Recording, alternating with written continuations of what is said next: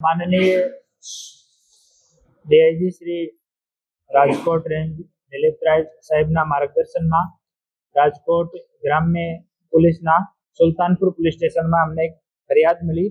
ફરિયાદી જીતેશભાઈ સતાણીએ ફરિયાદ લઈને આવ્યા કે 1 લાખ રૂપિયા વ્યાજ પર લીધા હતા, આમાંથી 17,000 રૂપિયાની ચૂકવણી કરી નાખી, ચૂકવી દીધા। તેમ છતાં આરોપી જાનથી મારવાની ધમકી આપે છે અને બળજબરીથી એની પાસેથી ચેક પણ લઈ લીધા, જે ચેકમાં મનમરજીનો અમાઉન્ટ ભરીને અને આ ચેકને બાઉન્સ કરાવી નાખીશ એવી ધમકી પણ ફરિયાદીને અમુક સમયમાં આપતો હતો।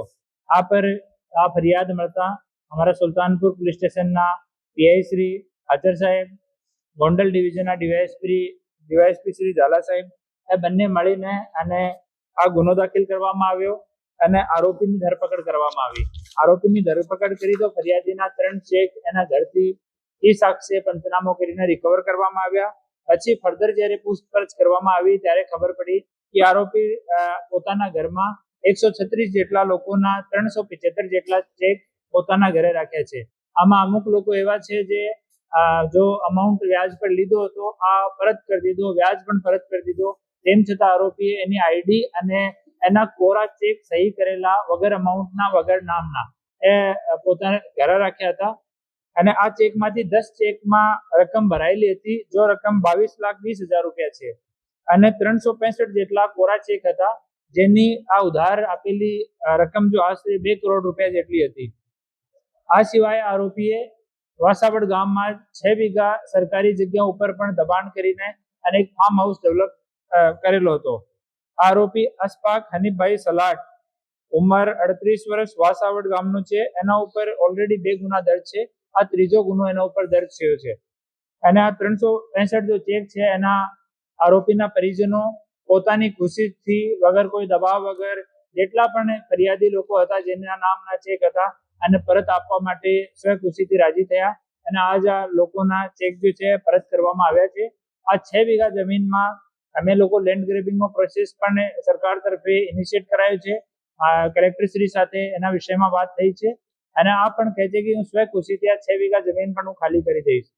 હું તમામ આપણા નાગરિકજનોને અપીલ કરું છું કે ક્યારે પણ ખાલી ચેક કોઈ માણસને વગર નામનો સહી કરીને ચેક નહીં આપો।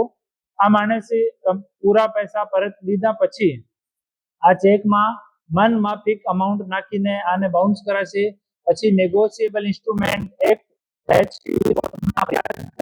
અને તમારે लिए મુસીબત ઊભી કરશે।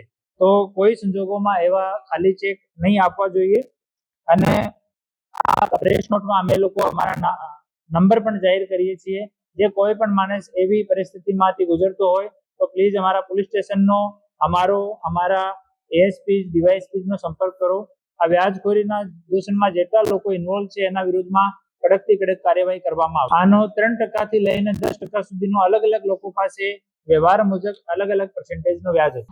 એવું તો ધ્યાનમાં નથી, પર આમાં એટલા મોટી સંખ્યામાં ચેક નીકળ્યા, મોટા ભાગના લોકો એના પોતાના ગામના પણ છે, જે લોકો એની શરમના લીધે એની બીકના લીધે સામે આવવા માંગતા નથી।